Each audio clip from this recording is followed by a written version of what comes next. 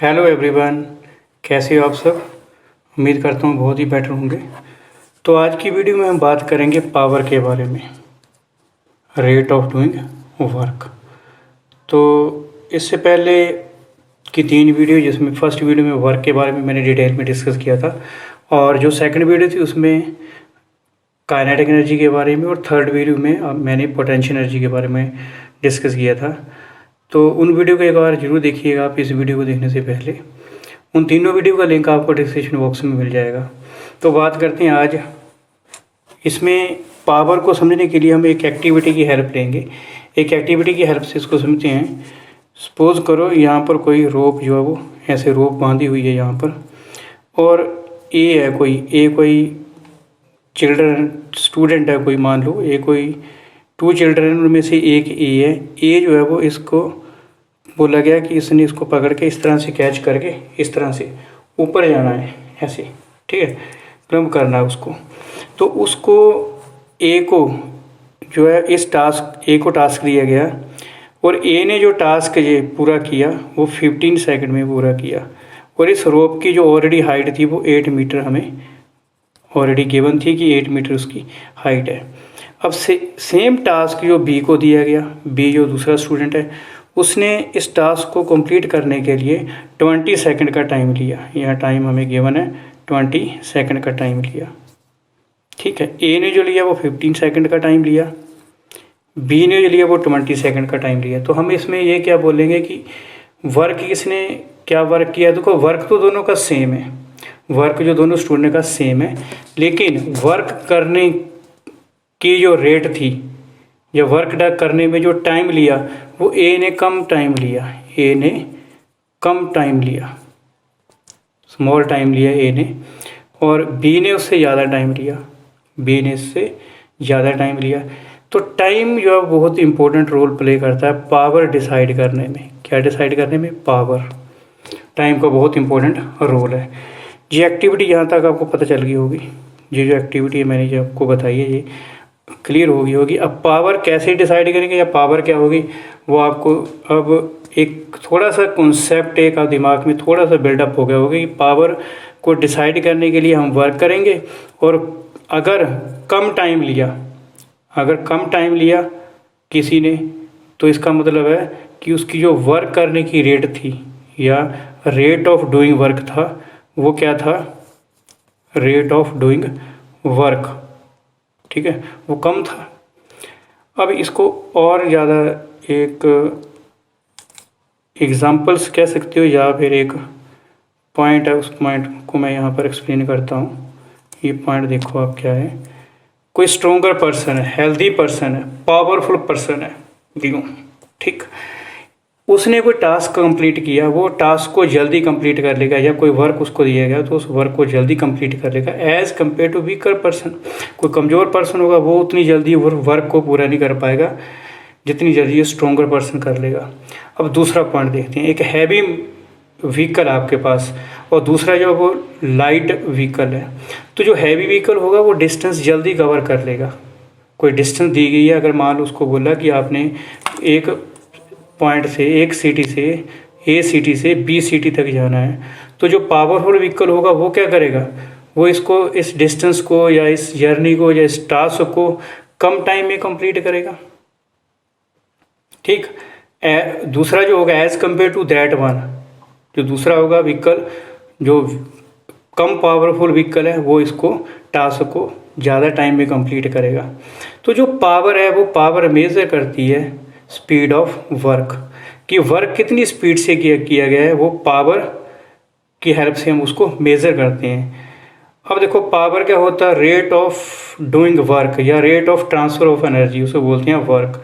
तो sorry, power बोलते हैं। तो पावर हमारे पास होती है वर्क अपॉन टाइम। इसको लिख दिया हमने, P = W/T।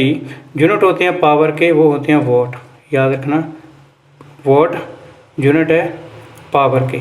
अब देखो, इसी चीज़ को मैं यहाँ पर एक्सप्लेन कर रहा हूँ, यहाँ लिख रहा हूँ मैं। जो पावर है ना, पावर उसके यूनिट वॉट है, ये वॉट लिख दिए, = वर्क के यूनिट जूल है, डिवाइडेड बाय टाइम का यूनिट सेकंड है। और मैं यहाँ 1 लिख देता हूँ, यहाँ 1 लिख देता हूँ, यहाँ भी मैंने 1 लिख दिया। तो यहाँ से एक डेफिनेशन बनती है, डिफाइन 1 वॉट पावर। तो power is said to be 1 watt if 1 joule work done per second. अगर कोई 1 जूल वर्क करता है 1 सेकंड में तो पावर कितनी आएगी, 1 वॉट। तो यहाँ तक आई होप आपको क्लियर हो गया होगा। अब इसके यूनिट जो है जूल पर सेकंड भी होते हैं, जूल पर सेकंड, ठीक है। इस तरह से ये सेकंड ही होगा तो जूल पर सेकंड आ जाएगा यहाँ पर। तो ये किसके यूनिट है, ये भी यूनिट है पावर के, और वोट भी है, तो वोट ही यूज होगा यहाँ, ज़्यादातर वोट ही यूज होगा। अब आगे देखते हैं इसमें नेक्स्ट जो है वो पॉइंट अपने पास है, ये चीज़ को समझना होगा आपने।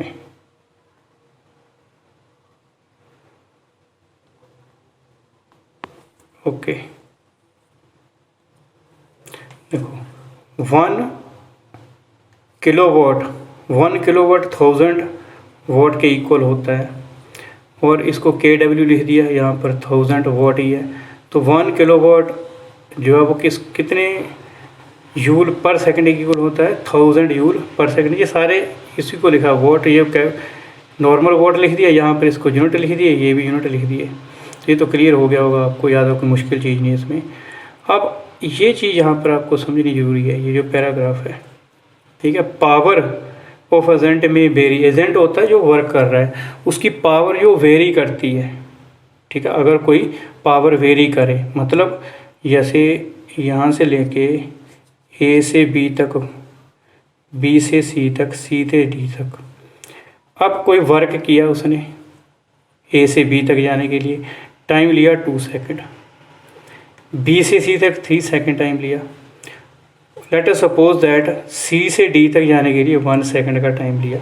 तो रेट ऑफ डूइंग वर्क अलग अलग आप देख सकते हो। इस इंटरवल में जो रेट ऑफ डूइंग वर्क था वो अलग था A से B में, B से C में रेट ऑफ डूइंग वर्क अलग था, और C से D तक रेट ऑफ डूइंग वर्क अलग था, मीन टाइम अलग अलग था। तो उस तरह से अगर टाइम अलग अलग दिया हो हमारे पास, तो हम एवरेज की हेल्प से पावर कैलकुलेट करते हैं।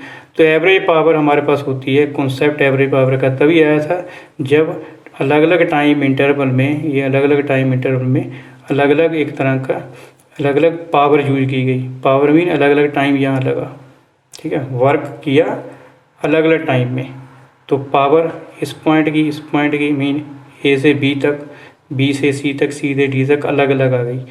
अब पावर अलग आई, अब हमें टोटल पावर, ठीक है, जब पावर नहीं बोलेंगे, हमें एवरेज पावर उस वक्त कैलकुलेट करनी पड़ेगी। एवरेज पावर को हम किस तरह से यूज करते हैं, उसके लिए फॉर्मूला क्या है, total energy consumed divided by total time taken. तो इसको ऐसे भी लिख देते हैं, जो पावर होती है वो होती है work upon average power. Average power क्या होती है, total work divided by total work done divided by total time taken, या total energy consumed divided by total energy divided by total time taken. इस तरह से हम यूज कर सकते हैं इसको। अब ये एक एग्जांपल है, इस एग्जांपल को समझो। यहाँ पर एग्जांपल है, 2 गर्ल्स सेम प्रीवियस एक्टिविटी की तरह ही है, उनका वेट हमें दिया गया है, दोनों का वेट जो है वो कितना है, 400 न्यूटन। उसी तरह से एक रोप की हेल्प से उन्होंने ऊपर इस तरह से चढ़ना है, ठीक। अब ए गर्ल जो है, ठीक है, नेम है उनके, ए गर्ल्स ने 20 सेकंड का टाइम लिया, बी ने 50 सेकंड का टाइम लिया उस टास्क को कंप्लीट करने के लिए। अब हमें ये बताना है कि जो पावर थी उनकी क्या थी पावर, ठीक। अब देखो पावर एक्सपेंडेड बाय गर्ल ए ने कितनी पावर एक्सपेंड की, वेट क्या होता है, एम जी, वेट हमें गिवन है 400 न्यूटन, क्योंकि अब न्यूटन यूनिट है, ये न्यूटन लिखे ना न्यूटन यूनिट हमें पता है ये फोर्स के होते हैं, तो वेट भी एक फोर्स ही होती है। जो वेट होता है एम जी, ये एक फोर्स ही होती है, याद रखना, इसलिए इसकी यूनिट न्यूटन है। टाइम कितना है यहाँ पर, 20 सेकेंड, ओके, 20 सेकेंड का टाइम लिया। और जो हाइट थी वो कितनी ऊपर तक मूव करके, ये वो 8 मीटर है, तो ये उसकी डिस्प्लेसमेंट है एक तरह की। अब देखो इसमें पावर निकालेंगे, उसकी पावर यहाँ पर आ जाएगी अपने पास, पावर देखो, work done by time taken, work क्या आ गया mgh। अब mgh यहाँ पर क्यों यूज हुआ है, क्योंकि यहाँ से लेके इस पॉइंट तक, अब गर्ल ने यहाँ से चलना स्टार्ट किया, ए ने उसको क्रम्प करना ऐसे पकड़ के ऊपर जाना स्टार्ट किया, बी इस पॉइंट तक पहुँच गई, बी छोड़ो सीधा रखो, इस पॉइंट तक ऊपर तक पहुँच गई। तो जब ये यहाँ पहुँची तो उसके पास कौन सी एनर्जी थी, पोटेंशियल एनर्जी। तो वैसे भी हमें पता है कि ऐसा तो होगा नहीं कि गर्ल ने एक ही रफ्तार में, या ऐसे समझो कि एक ही टाइम में उसने पूरी first 2 metre, next 2 metre, next 2 metre एक ही टाइम से तो कवर नहीं की होगी। इसलिए यहाँ पर हम इसमें mgh वाला पॉइंट ऐड करेंगे। या आप डायरेक्ट ऐसे शॉर्टकट याद रखो, गर्ल ऊपर गई, मूव करी तो टॉप पर पहुँच के उसके पास कौन सी एनर्जी थी, पोटेंशियल एनर्जी। तो पोटेंशियल एनर्जी mgh यहाँ यूज होगी, mgh/t। और हमारे पास mg गिवन है, हाइट कितनी है 8 मीटर। तो सॉल्व करके इसको आपके पास आएगा 160 वॉट पावर है।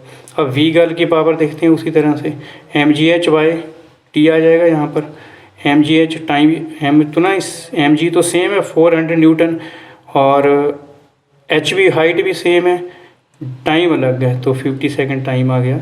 तो पावर जो ए गर्ल की थी वो 160 वॉट हमने कैलकुलेट की, तो ए की जो बी की पावर हमारे पास आई वो 64 वॉट आई, यहाँ से आप देख सकते हो। ओके, अब नेक्स्ट एग्जांपल देखते हैं। ये एग्जांपल है ए वाई ऑफ मास, यहाँ मास गिवन है हमें 50 kg, runs up A staircase of 45 steps in 9 second. Of each step height हमें ईच स्टेप की गिवन है 15 सेंटीमीटर। फाइंड द पावर निकालनी है, और जी की वैल्यू हमें 10 और डी गिवन है। अब वेट देख लो, वाई का वेट निकालना पड़ेगा हमें। वेट क्या होता है, एम जी। हमें मास गिवन है, मास कितना है 50, और जी की वैल्यू 10 गिवन है। तो अब एम जी की वैल्यू कितनी आ गई 500 न्यूटन। अब हाइट गिवन है, ठीक है, हाइट कितनी है देखो, यहाँ से लेके यहाँ तक जो हाइट, ऐसे है स्टेयर्स, ये स्टेयर्स ऐसे समझो, ये स्टेयर्स है, ये स्टेयर्स है, ठीक है।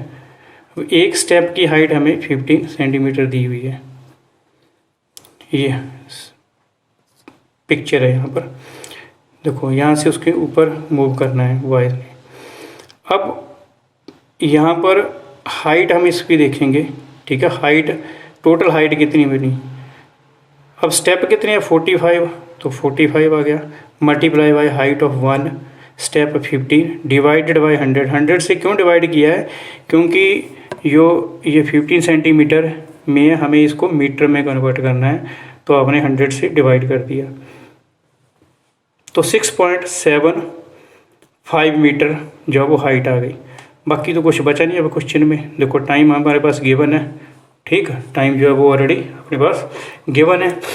फिर फॉर्मूला लगा देंगे, वही फॉर्मूला जो work done upon time taken, ठीक है। वर्क mgh ही आएगा, पहले मैं ऑलरेडी बता चुका हूँ क्यों mgh आएगा, डिवाइडेड बाय टाइम से डिवाइड कर देंगे। 500 न्यूटन मल्टीप्लाई बाय इस वैल्यू से, देखो 500 mg, okay, into height. Height कितनी है, ये टोटल हाइट जो हमारे पास मीटर में आई 6.75 mgh डिवाइडेड बाय 9। तो इसको जब सॉल्व करोगे आपका 375 वॉट पावर आ जाएगी। आई होप ये क्लियर हो गया होगा आपको। नहीं क्लियर हुआ तो कोई बात नहीं, कमेंट करिए, मैं रिप्लाई करूँगा उसका। अब ये क्वेश्चन आप इजीली कर सकते हो। पावर क्या होती है, डिफाइन 1 वॉट पावर मैंने ऑलरेडी डिफाइन कर दी है, ओके। ए लैम्प कंज्यूम 1000 जूल पर सेकंड इलेक्ट्रिकल एनर्जी, तो ये कैलकुलेट कर लोगे आप, डायरेक्ट इसको डिवाइड कर दोगे 1000 जूल को 10 से। तो डिफाइन एवरेज पावर वो भी मैंने बता दिया है, total work done by total time taken, या total energy upon total time taken, एक ही चीज़ है ये। अगर वीडियो से फ़ायदा हो रहा है तो फटाफट इसको अपने फ्रेंड के साथ शेयर करिए। अब आता है commercial unit. Commercial unit mean जो इलेक्ट्रिसिटी वगैरह हम यूज करते हैं वो भी किस तरह से हम जानते हैं कि वो यूनिट में आती है, हमें बोला जाता है कि कितने यूनिट हमारी एनर्जी जो है वो इलेक्ट्रिसिटी बिल कंज्यूम हुआ। ये सारा पॉइंट आपको यहाँ पर क्लियर होता चला जाएगा। अब देखो यूनिट है जूल जो यूनिट है बहुत स्मॉलर यूनिट है, इसको हम यूज करते हैं किलोवाट में, kWh, याद रखना kWh, ठीक। तो यहाँ पर देखो 1 किलोवाट आवर जो है किसके इक्वल है, 1 किलोवाट आवर इंटू 1 आर कर दिया, मल्टीप्लाई कर दिया, तो 1000 watt into 3600 second, 1 hour is equal to 36 second, हमें पता है ये। तो इसको मल्टीप्लाई करके आपके पास यूल आ गया। और अब आपके पास आ गया ये 36, आफ्टर दैट यू हैव जो 50 है, ठीक है, 36,000,000। अब इसको लिखा गया 1 kilowatt hour is equal to 3.6 multiply 10⁻⁶ joule. तो आप कैसे याद रख सकते हो, इसको कैसे लिखा है, 36 इंटू 10⁵ हो गया ये। अब देखो इसको ऐसे मान लो कि आपके पास है 36.0, ऐसे मान सकते हैं हम, समझाने के लिए बता रहा हूँ, 10⁵। अब एक पॉइंट आगे आ गया 3.6 मल्टीप्लाई, एक पॉइंट इधर ऐड हो जाएगा, एक कम हुआ तो एक इधर ऐड हो जाएगा, ये देखो। तो 3.6 मल्टीप्लाई 10⁻⁶ जूल आ गया।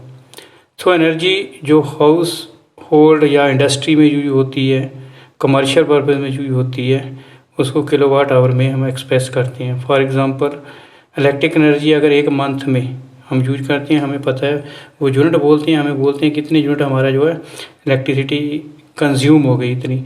तो एक यूनिट जो इक्वल होता है 1 किलोवाट आवर के इक्वल। अब अगला क्वेश्चन है, इसमें क्वेश्चन देखते हैं तो और ज़्यादा क्लियर हो जाएगा। इलेक्ट्रिक मतलब 60 वाट रेटिंग, उसकी मीन पावर उसके हमें गिवन है, पावर ओवर 60 वाट है, 6 आवर पर डे यूज किया गया, वो कितनी एनर्जी कंज्यूम हुई हमें कैलकुलेट करनी है। देखो पावर गिवन है वाट में, इसको किलोवाट में कन्वर्ट करना पड़ेगा हमें। तो याद रखना हमें किलोवाट में कन्वर्ट करना है, क्योंकि टाइम जो है वो आवर में है, हमें यूनिट निकालने हैं। जब भी यूनिट निकालने हैं तो किलोवाट आवर में इसको रखना आपको। तो अब 60 वाट को किलोवाट में कन्वर्ट किया, 0.06 किलोवाट आ गया ये। टाइम तो एज इट इज़ 6 आवर ही रहेगा। अब एनर्जी क्या होती है, पावर इनटू टाइम, क्यों, पावर होता है, power is equal to energy upon, ठीक है, टाइम। तो एनर्जी यहाँ से क्या आ गई हमारे पास, पावर इनटू टाइम। तो पावर की वैल्यू पुट कर दी और टाइम की वैल्यू पुट कर दी, तो आपके पास आ गया 0.36 किलोवाट आवर। तो कितने यूनिट आ गए, क्योंकि किलोवाट आवर किसके बराबर होता है, यूनिट के बराबर। तो एनर्जी कंज्यूम हमारे पास कैलकुलेट करके आई 0.36 unit. Okay, thank you for watching this video.